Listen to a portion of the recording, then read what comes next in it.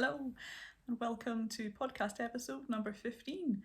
It's Wednesday the, 20th of, 20th of July, and I'm actually recording a day early because I'm busy tomorrow. I've got my wee niece coming for the day tomorrow and I am just getting this done today. I'll probably upload it tomorrow as usual because I'll be able to fit that in as she's playing. But I wanted to get the main thing done today, and despite it only being 13 days, I think I've done quite a lot of stuff. The first thing I'm going to share with you is something I haven't actually done on here before, well, not specifically anyway, and that's to share a crochet tip with you. So it's something I have been doing for a while actually. If you're crocheting and you sometimes find that your foundation chain, which is on the bottom here, is tighter than the rest of your work. So once you've done 3 or 4 rows, you end up with an even width. But down the bottom, it kind of puckers and pulls, and your first row is a little tight. And my tip for that, because I've done this one here, make sure I'm holding it the right way. Yeah, this one here. Can you see it's much more rectangular, and the bottom edge is even, and it's not pulling, and it's a nice shape throughout. So all I did to achieve that was went up a hook size. So both swatches are worked in, with a 3.5mm hook.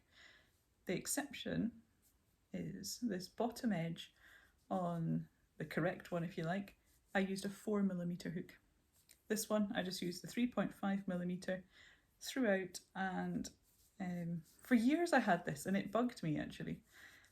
I've seen others share this tip. I kind of worked it out myself, or actually you can just crochet looser, of course if you haven't got the next size up, but it gives you a much more even effect if you just go up a hook size, and then you don't need to kind of play and create that sort of loose effect. You'll get it standardized right across. And it's especially good if you're doing something like a scarf that's worked lengthways rather than in rows, because it means you'd really notice it on a long length like that, so you won't have a tight edge on one side. But it can be used on all sorts of projects, and I thought you'd find that useful. I'm going to be sharing that with my newsletter subscribers as well. That's going to go out as a tip this week, and I'm going to continue.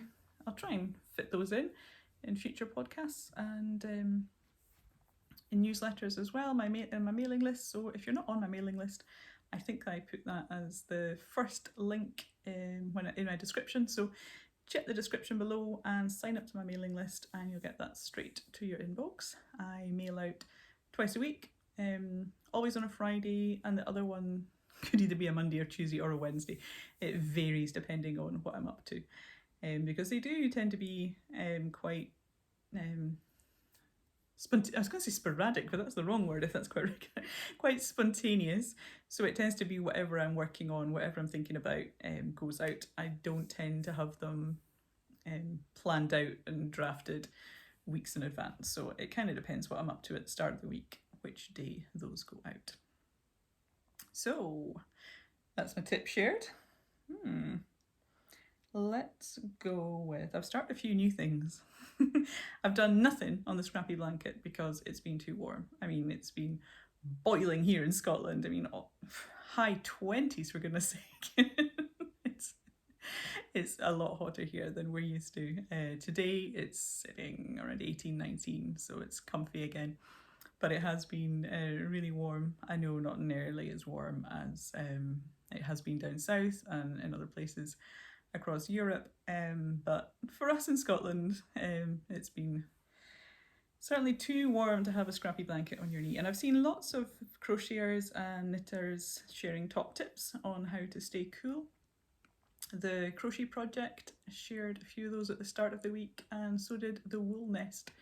If you want to check those out, things such as, read your crochet magazines or flip through your books, have a look at your stash, see what you might make next, crochet with your feet in a basin of cool water, and one that I've been sharing quite a bit is to work on smaller projects, so not big scrappy blankets. I know I've been doing a lot of smaller things, which you'll see in a moment. The biggest one, that's made me decide what to do, is my crochet project MCAL. This is the Estival shawl, designed by Joanne Scracy. It can barely fit on there. There we go. And I am more than halfway through clue 2. The clues have been coming out once a week in the hub, which is the crochet project space away from social media, and I talked about that in the last podcast because I have an affiliate link to it if you're interested in going and having a wee look. But there's all sorts on there. It's not just patterns. There are stitch dictionaries. There are lots of videos and tutorials, crochet tips and advice. And there's the forum page as well, where you can share photos of what you've been doing based on the crochet project's patterns, and a bit of feedback if you've got questions. I see people have been asking questions there, which is lovely, and sharing their pictures. I shared one of this, I put it on there, and I put it on Instagram yesterday. But yeah, it's just, can you see how floaty it is? But it is beginning to get warm on my knee. So my other tip would be, if you are finding it hot, is to just pick when you're doing it. So I wouldn't do this in the middle of the day. I've been doing a little bit here and there, first thing in the morning and in the evening when it is a little cooler. But yeah, the drape on it is just beautiful. And the yarn on this is Kid Silk Fluff by Vicky Brown Designs. And I am using 2 of the colours which were in a kit, which came from Vicky Brown Designs. And it is the recommended yarn for the shawl, but not the it's not the colourway that Joanne used. I've gone for one of the different colourways, and I really, really like it. Kind of a peachy with speckles and this purple. And it's simple enough, although, gosh, if you've been seeing in my stories on Instagram, I messed up clue 1. Clue 1, what did I do in clue 1? Oh, I went and did, see the peach one. I went and did the peach row, and then just 2 rows in the purple, and then another peach. And then, so this would have been purple, and then back to peach and purple. I didn't realise, because I just jumped into it far too fast, I didn't realise that this is 4 rows. And I had got all the way to what I thought was the end here, counted my stitches and went, oh, why am I something like 20, I don't know how many, a load of stitches out, a long way out, and I couldn't understand it. And then I realised what I'd done, and I thought, oh. And I had cut the ends, because you can see at this end here, you've got a choice in this one, whether you just carry them up, because I guess here it would be fairly easy to just carry the purple. But here for me was just a bit longer, even though you could tuck it in when you turn. I decided that I wanted, am I showing you that on the back? No. I decided that I wanted to just keep that edge clean and cut the yarn. So I had cut all those ends back here. The beautiful yarn, and I had to frog it. It wasn't too tricky to frog. I think the fact that it has some silk and some polyamide in it made it slightly easier to frog, because I've never worked with mohair before, and I had heard that it was a bit tricky to unravel, so fortunately that went okay. But then on clue 2, which starts with these lovely, it's called the Marguerite stitch. It starts here on this peachy one. I was messing up again, and I managed to work double the amount of these little, we'll call them marguerites, shall we? Do you see here to here? Yeah. I'd worked double the amount of those that should be on each row. I'd done a couple of rows, and I only shared it on my Instagram stories, but basically we had a really fluty, it was like this. So obviously I had doubled the stitch count, and I created this fluted edge. Initially I thought it was just because I was relaxing them too much, because Joanne, I even watched the video, Joanne was saying to just pull up a nice generous loop between each of the steps. So I thought maybe I'm just going too generous. So kind of like that tip I shared with you at the start. I decided to go down a hook size just for that bit, and it didn't really make much difference, which was when I actually counted how many I had, and I knew exactly where I'd gone wrong, and yeah, that had to be frogged as well. And I think because it had been a bit hotter, that had stuck in my hands a bit and it had felted, and that was slightly trickier to unravel. But I got there. I only snapped it once. I got quite cross with it and just yanked and it snapped. However, lesson learned. Clue 3 comes out on Friday this week, and I'm going to pay attention. I'm going to do exactly what the pattern says. And that is the reason why I never ever agree to pattern test, because I just kind of read between the lines and go, oh yeah, that's da da da, and I don't look too carefully. Obviously I do when I'm writing patterns, but following other people's patterns, I do just tend to dive in. My tea is an interesting one this afternoon. It came in a parcel from Germany, and it's this one here. And I had to actually look up, you can see I've written on it, I had to look up what all these bits, what the flavour was, because yes, it's called Bergkrauter tea, which I think, I didn't write down the translation, but I think that translated as meadow tea or woodland tea or something like that. And then underneath that it tells you what the actual things are, which was Grünhafer, Melisse and Hollander Blüte. I hope I'm pronouncing these all correctly. It's been a long time since I did German at school. So I think it's green oat, lemon balm and elderflower.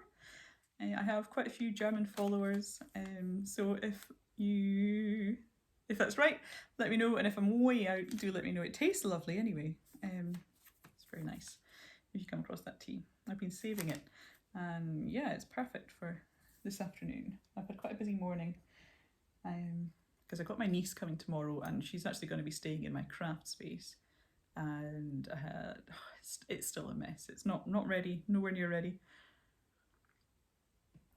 But she's coming tomorrow and I have cleared space for her to play, and then I don't have a near bed or anything in place yet, so I've just got a load of camping mats and blankets, and I'm sure she'll be fine on that.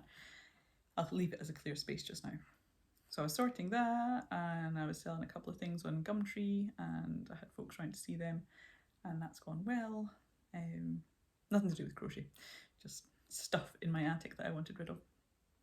And yeah, bit of housework and stuff. So this morning I have been running about, so it's good to chill, spend some time with you and share what I've been up to and my cup of tea. Okay, so that is that one. Just on a whim, one evening a few nights ago, I decided to make this. And having just brought it up, I have just realised that I cannot remember who the designer is. Can you bear with me? My laptop is just here. I didn't print the pattern, so I will just find that right as I'm chatting. So it's a hanging basket, because I've been making quite a few for my craft space. Ta-da! And it was meant to actually stop about here with a bit of the basket showing, and it had a double crochet into these chain spaces, but when I tried it in and pulled it, kind of gave it a wee tug at the corners before I added these, I quite like the way that sits. It's kind of webby. I like this, it pulls in a wee bit as well. And I had the same colour pot as yarn, which is good. Right, just a few clicks and I will find the name of this pattern, because it would be terrible not to share it. Although of course I could always stick it in the, here we go, I could put it in the description, couldn't I? But here we go. It is the Erin plant hanger pattern, and Erin is spelled E-R-Y-N, and it is by Through the Loop Yarncraft. Through the Loop Yarncraft. I've had this in my library for a wee while. So when I was just in the mood for a quick project, something small, something, it does sit nicely. Something small, something quick. And this is in chunky yarn. And I've got the ball band in here. And it's been in my stash. The other thing I've been trying to do is use up yarn that has been sitting in my stash a while. And the yarn was Fiddlesticks, and it's Grange 14. It's 14 ply. And this is coming from Australia. And it's 40% wool, 40% acrylic, and 20% alpaca. And my lovely friend Carmela sent me that from Australia to have a play around with, and yeah, it's good. Feels really, really soft, and it's obviously it's going to be with the acrylic in it. It'll be nice and strong for a plant hanger. And I'm probably going to put, I think it's called a ghost fern. Could be wrong. It's kind of the same sort of colours as the, oh, let's put that so we can actually see it. It's the same sort of colours as the planter. And I think that'll look good in there. So there, that is that one.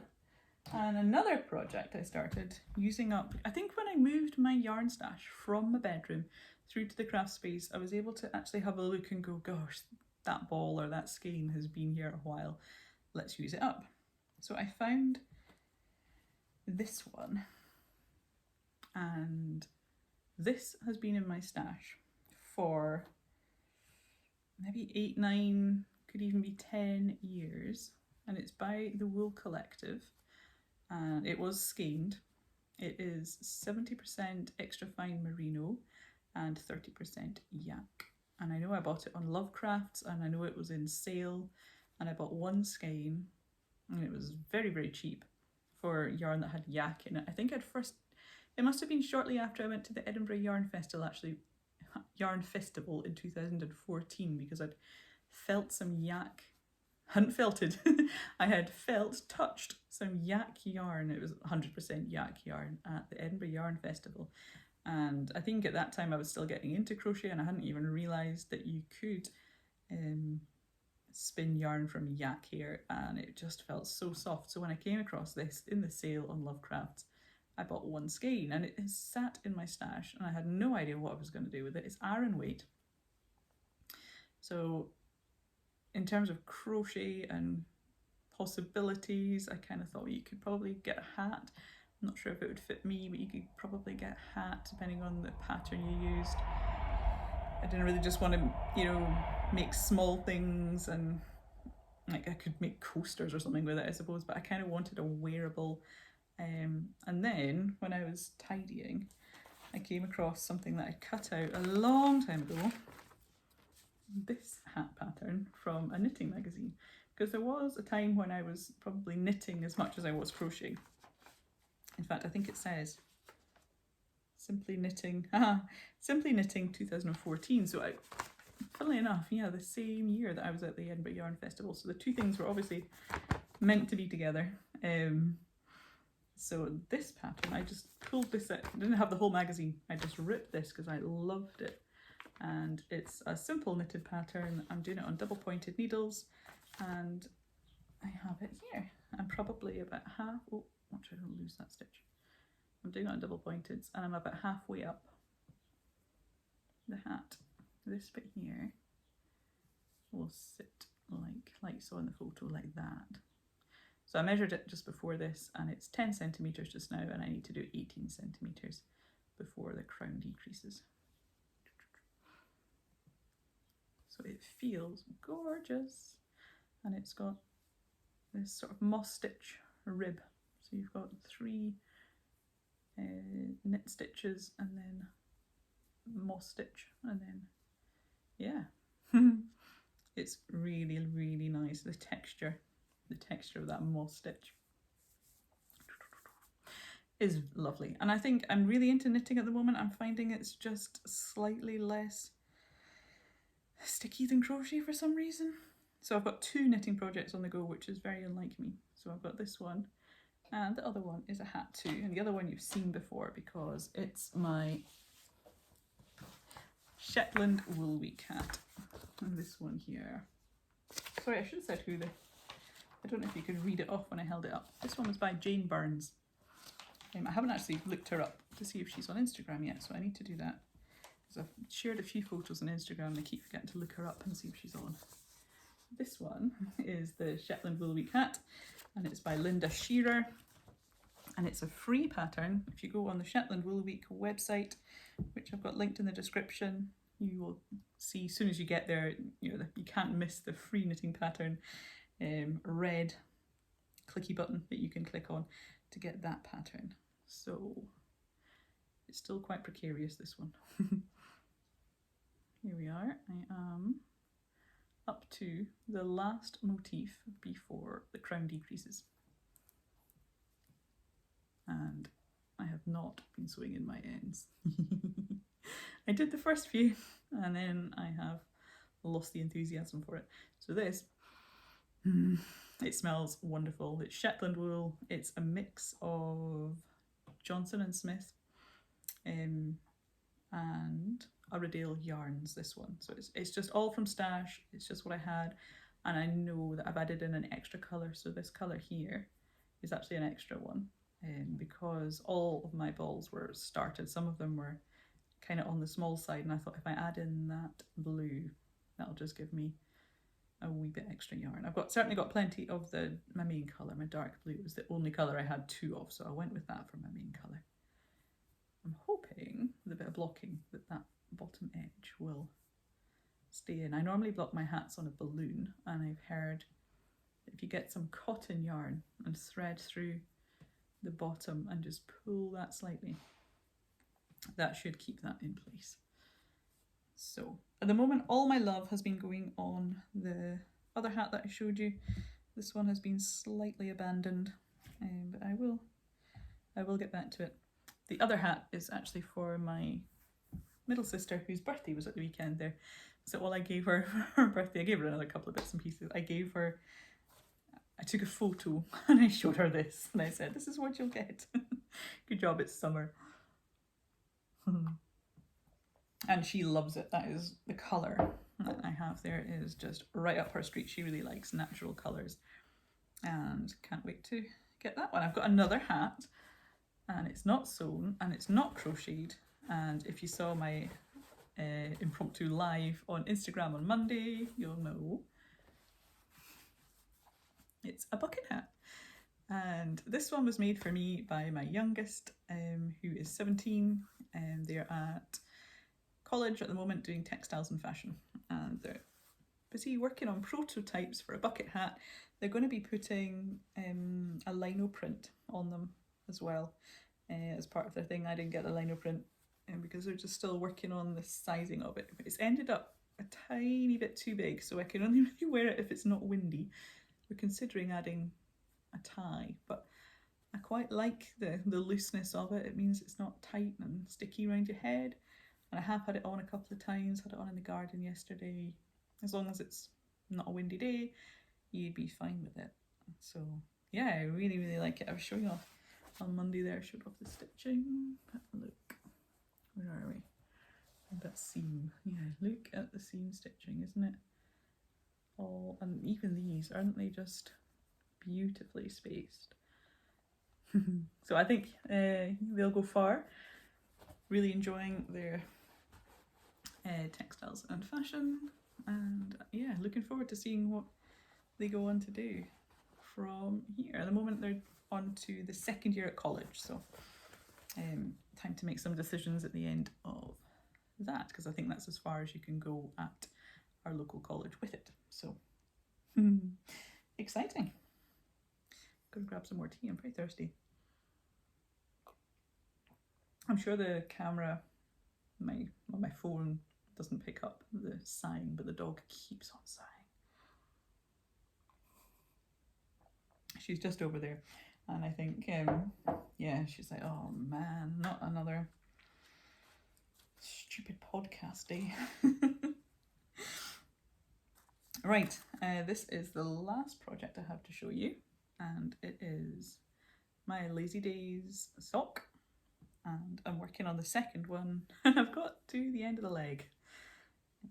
There. Just before I started filming this, I did the heel video. I'm using thicker yarn for my videos for this because I did start trying to use this one, but I just found the yarn was so, because it's 4-ply, it was just so fine, and I kept splitting where I was meant to be putting the needle. The yarn kept splitting, and I don't think you could see very clearly what I was trying to show, so I decided to shift up to Aran weight yarn. So I'm making the smallest size in Aran weight yarn for my video, and I've just done the heel, so we're getting there.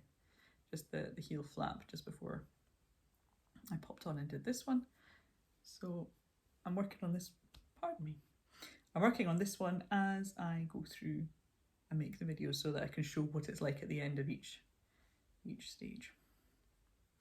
So the sock cal is worked in this yarn here from the Wool Shed. It's Liv at the Wool Shed, and she dyed this yarn, if you haven't been following me thus far, she dyed the yarn for me based on a drawing by Katie Birdie Does, and I gave her complete free rein to just go for it and dye up as she felt inspired by the drawing.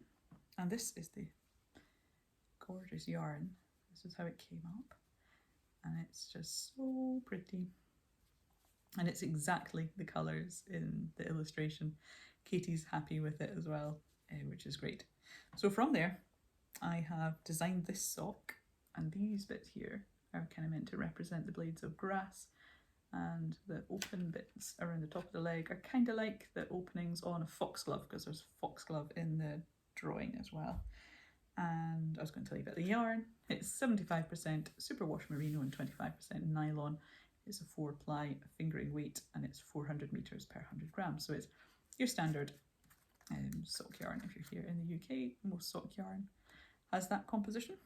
And whoop.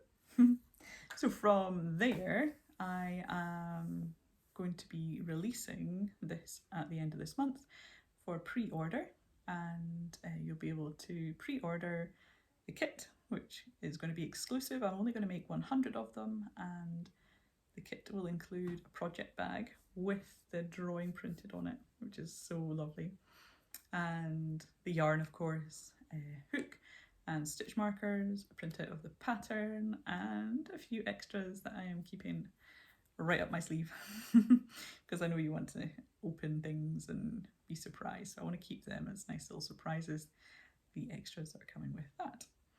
So you'll be able to pre-order that end of the month, and they will be shipping at the end of August, so it should just be a 4-week wait, 5 weeks tops, because I have heard that there might be postal strikes here in the UK, so perhaps some of the things which need to come to me, they may be delayed, so there could be a delay that way. I'll just put that out there now, but it is certainly all coming together. I've got the finance in place for it, and I can't wait to get started. Next steps, because it's been tech edited and it's almost at the end of the testing stage. Most of my testers have if they haven't finished, they're almost finished, and they're certainly past the heel, which is the trickiest bit and the bit that was likely to have the most issues. I've still got a tiny bit in there to check on the larger 2 sizes, but that shouldn't take me too long to just go through and double check that maths, make sure that is all good to go. And I need to take photos, and my eldest son, who, as you may know, does my photography for me, he is in France, so that's not going to work.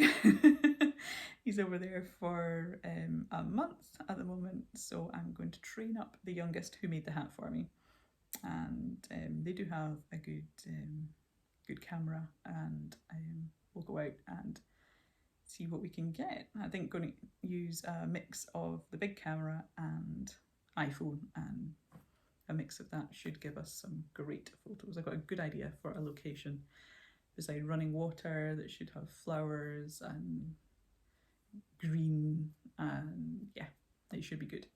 Looking forward to that. Next week, I was hoping to fit it in this week, but I've got my niece coming, so I am going to just put that over tonight. And I haven't finished the second one. I can either do a photo shoot with like, here's one, and don't look too closely, I'll just tuck the bottom of that foot behind me and you can see. So obviously it's going to be quite an arty shot, because you wouldn't really be in the summer by water with your woolly socks on, so I'm just going to play with that. And yeah, that is my plan for next week.